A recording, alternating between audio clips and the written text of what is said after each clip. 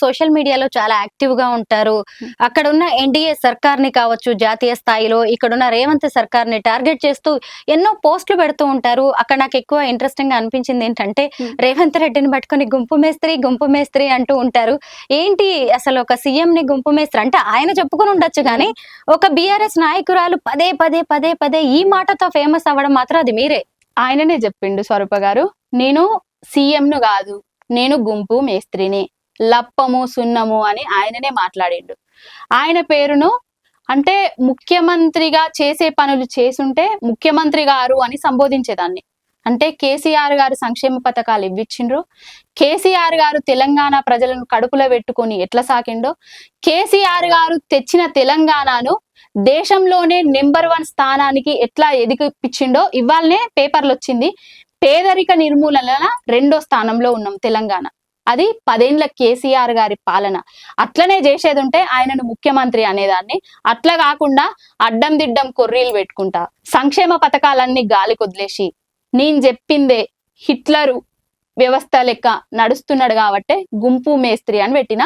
ఆయనే గుంపు మేస్త్రి అనుకున్నాడు, నేను కూడా గుంపు మేస్త్రి అనే పిలుస్తానా, అట్లనే పిలుస్తా. ఇక ముందు కూడా ఇదే కంటిన్యూ చేస్తా.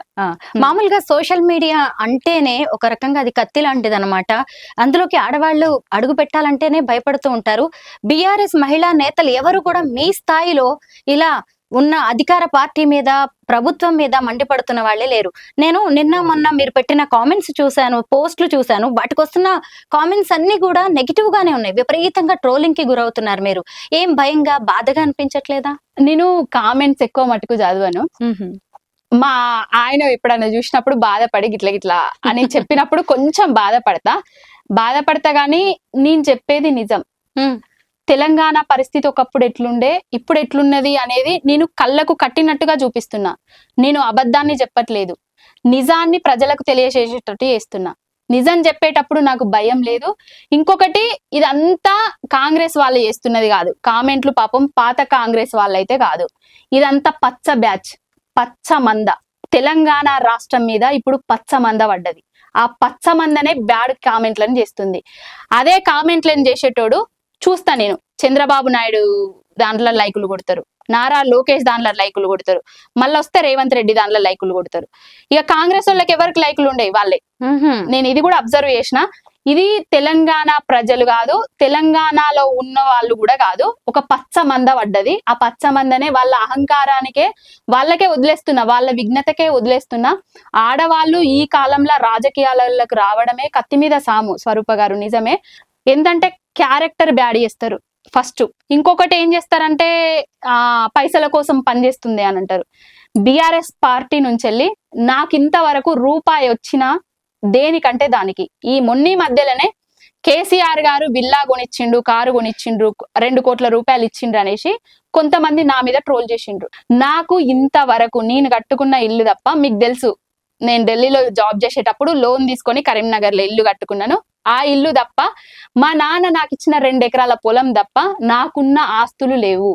నేనేమన్నా వ్యాపారాలు చేసి దొంగసాటుగా సంపాదించేది ఉంటే నేను వేరేటోళ్ళకి భయపడాల్సి వచ్చేది. నాకు భయం లేదు. నాకు భయం ఎందుకు పడతారు? దొంగతనమో ఇంకేదన్నా తనమో చేస్తే భయపడతారు. నేను దొంగతనం చేయట్లేదు.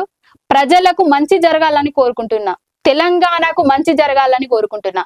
తెలంగాణ రాష్ట్రం 10 ఏళ్ల పాలనలో ఏ విధంగా ఉందో అట్లనే ఉండాలని కోరుకుంటున్నా. కాబట్టి ప్రజలకు కళ్ళకు కట్టినట్టుగా చూపిస్తున్నా సోషల్ మీడియా వేదికగా. కుక్కలు చింపిన విస్తరి కావద్దు నా తెలంగాణ అనేదే నా మెయిన్ మోటో.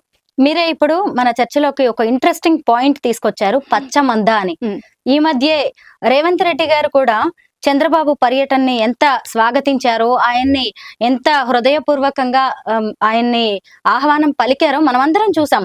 ఇప్పుడు ఆయన స్థానిక సంస్థల ఎలక్షన్స్ లో కూడా టీడీపీ అంటే ఇప్పుడు ఆల్రెడీ ఎన్డీఏలో ఉన్నారు వాళ్ళు, బీజేపీ, ఎన్డీఏ, జనసేన కలిసి ఉన్నారు కదా.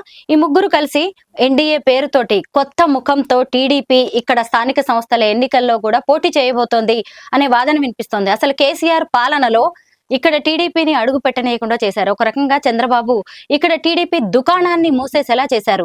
ఇప్పుడు మీరే చెప్పారు కదా పచ్చ మంద చేస్తుంది అంటే ఏంటి, రేపు టీడీపీ ఇక్కడ మళ్ళీ విజృంభించే అవకాశం ఉందా?